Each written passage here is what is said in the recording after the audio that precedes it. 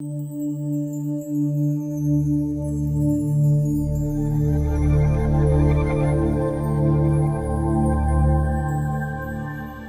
2006. Les frères Pierre et Frédéric Vernet, en compagnie de Jean-Yves Lapet, se rendent sur l'île du Prince-Charles, située à l'est du Spitzberg, dans l'archipel du Svalbard.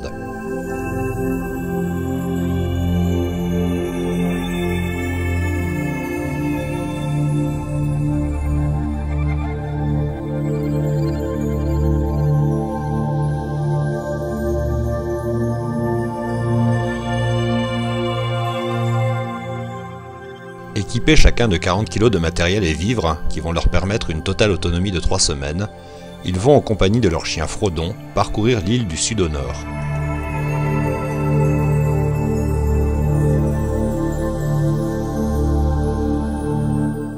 Le but de cette expédition, partager cette passion de l'Arctique qui les emmène depuis plus de 20 ans dans ces régions arides, avec des enfants hospitalisés qui suivent leur aventure sur Internet, à travers un projet éducatif mis en place par l'association L'Enfant à l'Hôpital.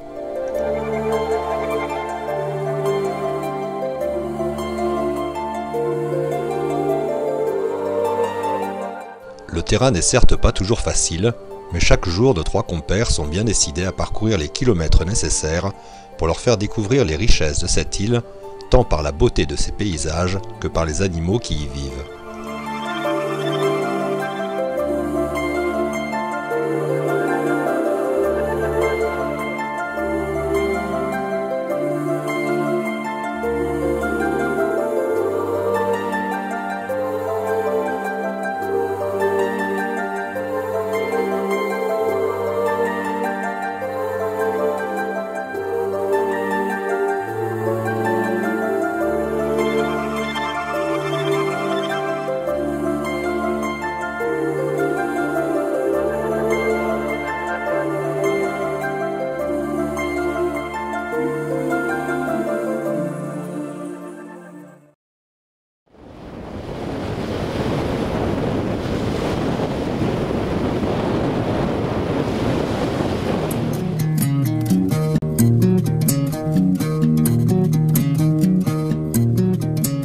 Bony fingers close around me, long and spindly, death becomes me. Heaven, can you see what I see?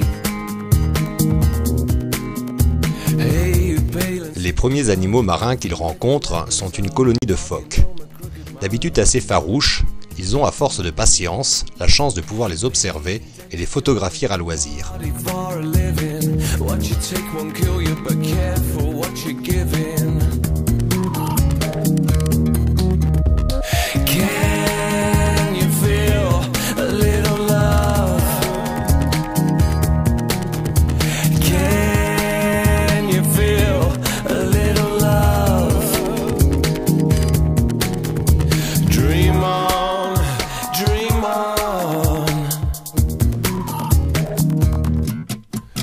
There's no time for hesitating. Pain is ready, pain is waiting. Prime to do its educating.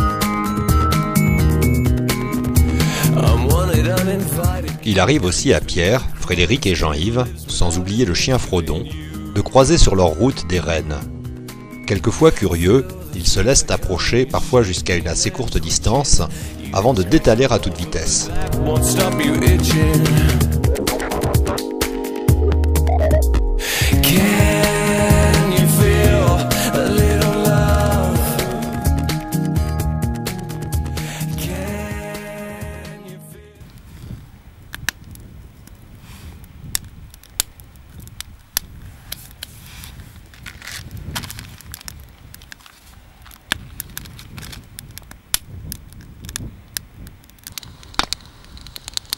Alors où on est là? Oh, le nom exact, il n'y en a pas. Ah oui, grosso modo sur... On est sur la partie centrale à l'ouest de l'île du Prince-Charles.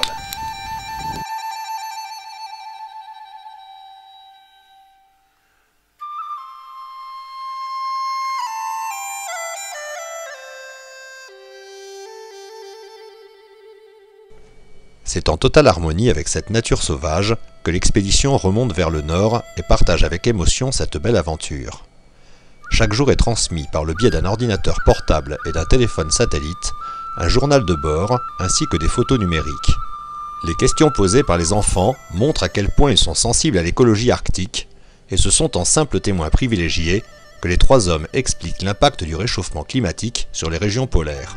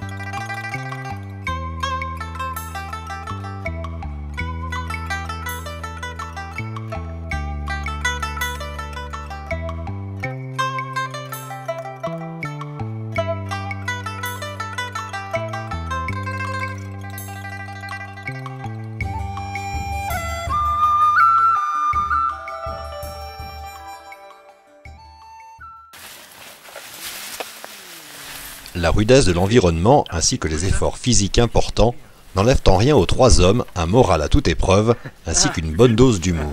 Hein? Bah non. Ah bon?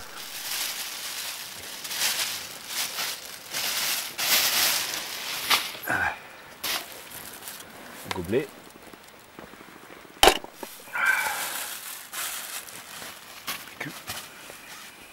C'est fâcheux.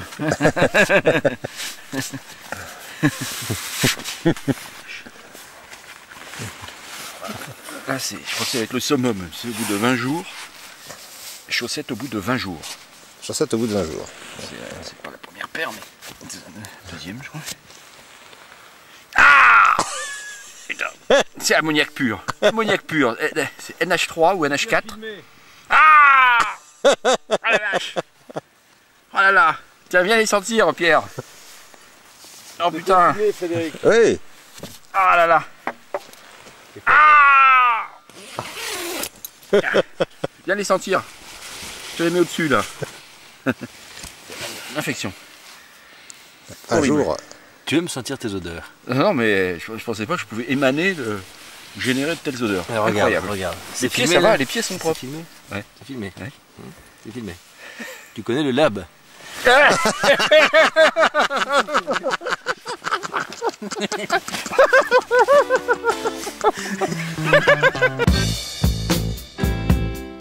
La petite équipe a de la chance. Rencontrer une colonie de morses, dont la plupart sont à terre et prennent le soleil en se grattant copieusement. Autant sur mer en kayak, ces animaux peuvent se révéler dangereux, à terre ils sont parfaitement inoffensifs et font la joie de nos cyber-reporters.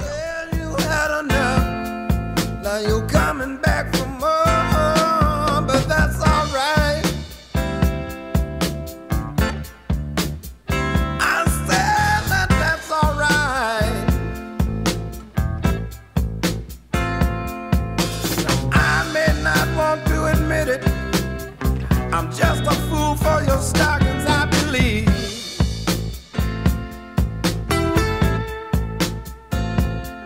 Now I don't mind when you send money and bring your girlfriends with you, but how could one be so thoughtless to try and handle less than two? But that's alright.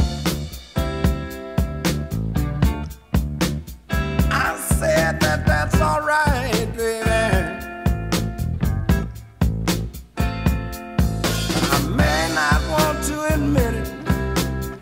I'm just a fool for your stockings, I believe it.